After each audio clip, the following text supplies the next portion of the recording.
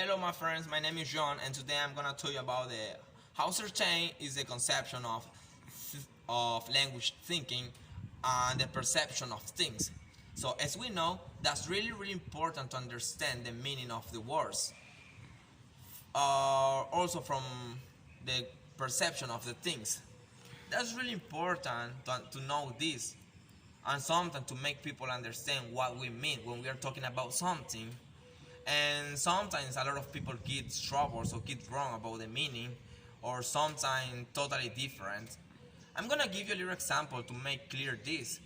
So, for example, when we say, or when somebody says, I broke my arm, a lot of people could think that it's a lunatic people or a crazy man who break the arm.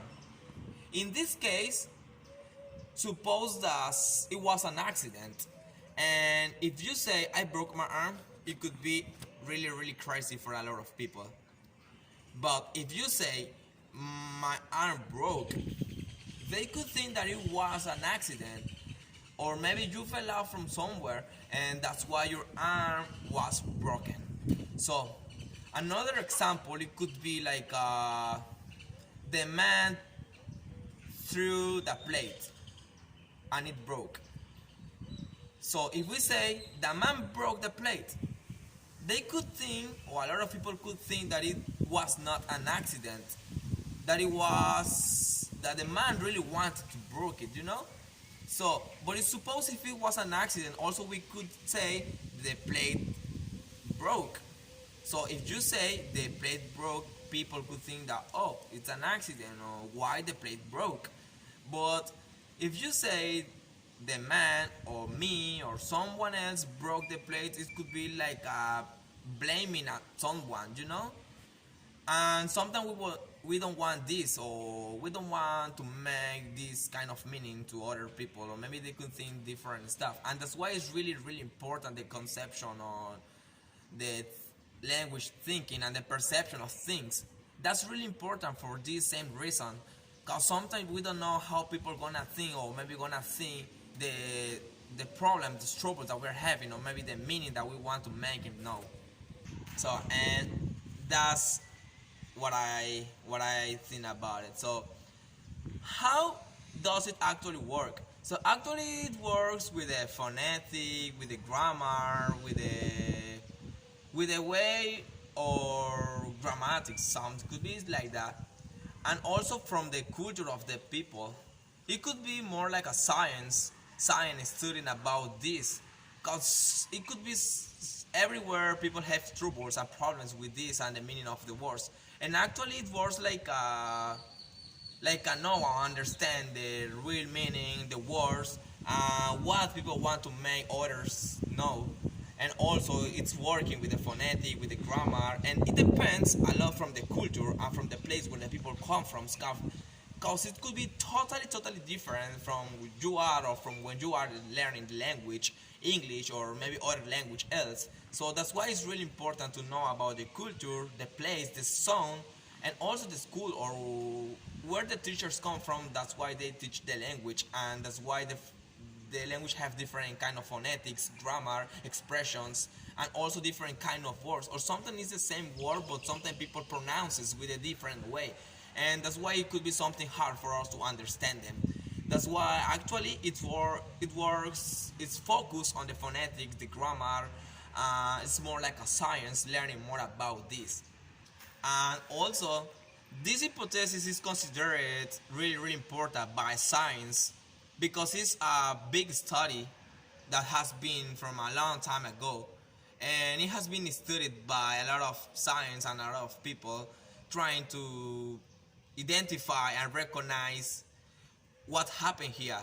Why when someone express something or say something get another meaning, and why they pronounce from different words. And that's why it's considered by science nowadays.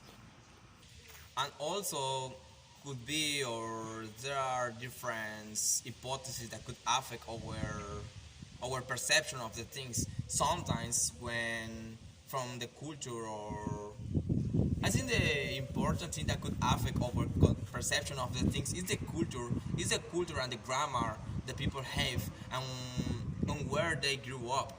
I think it's really important.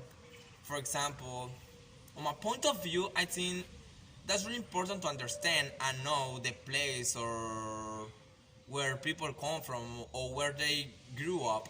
For example, in Jamaica they use totally the grammar is totally different and the greetings or different stuff totally different. I'm gonna give you an example. For example, in British people we can say like a hello to for greeting or something like that. We can say like a hello or something the answer it could be like a hi or how are you or I'm fine. For example, in Jamaica, it's not like you go to someone and talk with someone and you ask them or you ask him or ask her, how are you or sometimes they say like how you doing. It could be like an American in American English, how you doing, and the answer could be like I'm okay. The answer is not like what are you doing, literally what are you doing in the same moment. If you're reading something, if you're writing something, how you doing, and the answer could be like I'm fine, thank you. So in Jamaica that's totally different. You can say like how you feeling. That's totally different. In British it could be like hello, how are you? I'm fine, thank you. In American it could be like how you doing? I'm fine, thank you. So in Jamaica it's like how you feeling? So good so far. You know, there are a lot of different things that it's really important, and that's why it's really important to understand the conception, the perception of the thing, language and thinking, and why people gonna think another stuff or why they have another meaning from this word. Because it depends a lot from the region, from the place where people come from, and what kind of grammar, phonetic, and the lexicon, all of them that they have in the from the culture, and sometimes how they learn the language or what there are around them or sometimes how they explain the words. That's really important to understand and know where the places, the culture, that's also really important. And if we know the culture about the culture, it's gonna help us to understand people from different parts of the world, or for example in Africa or different places from the world. That's really important to know about the culture, the grammar, the phonetic, and also to have a lot of communication with people from different parts of the world.